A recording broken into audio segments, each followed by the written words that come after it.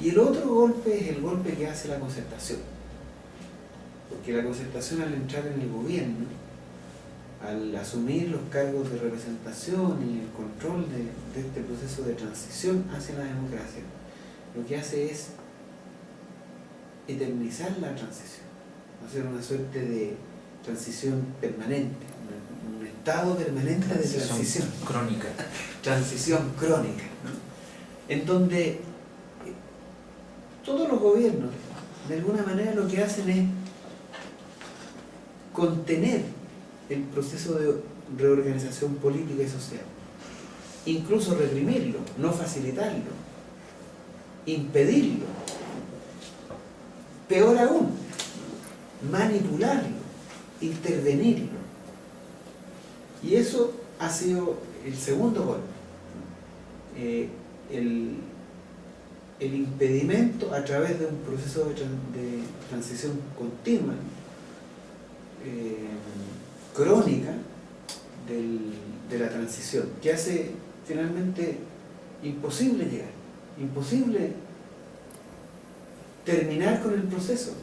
Entonces, esta constitución que originalmente se entendió que se iba a aceptar mientras se negociaba, se reconstituía el poder de la sociedad chilena en los distintos estamentos, no se ha logrado, digamos. Y los grandes obstáculos ahí son la forma en cómo se ha administrado la transición. Y es la Concertación la que operacionaliza la desnacionalización del cobre. El mismo partido Salvador Allende, el mismo partido de Eduardo Frei Montalva que hizo la chinalización, son los que operacionalizan este proceso de desnacionalización. Y eso es parte del golpe, este golpe es un golpe militar blando, por decirlo así. Es el segundo golpe a la institucionalidad democrática, a la sociedad chilena y en su proceso de recuperación de la democracia, de recuperación de la legitimidad en el ejercicio del poder, de la soberanía popular. El segundo golpe lo da la Concertación. Y después de eso han pasado 40 años. Son 40 años.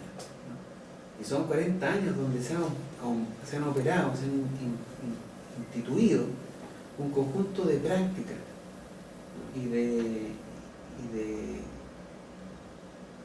normas, de instituciones que hacen prácticamente imposible un proceso democrático de convivencia.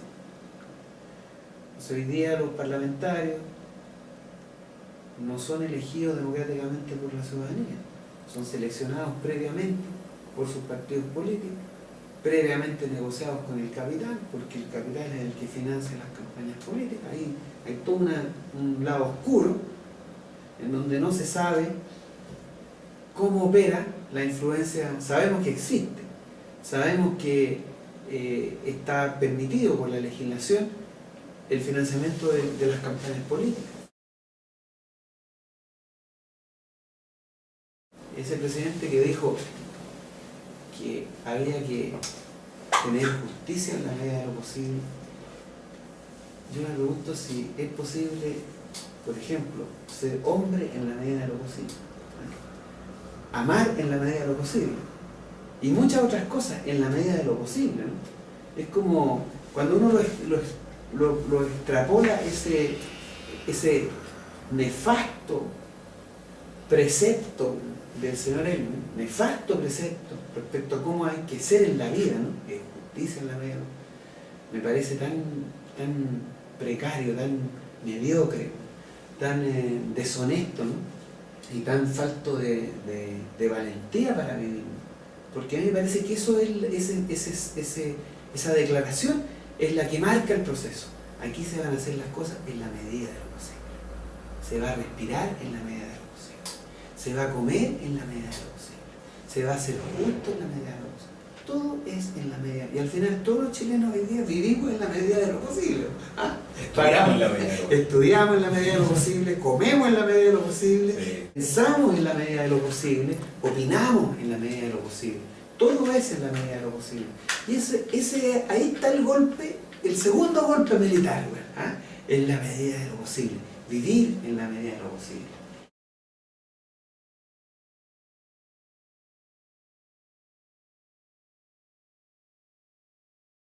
A ver, yo imagino una situación así como de progresiva recuperación de la dignidad nacional, por decirlo así, un camino.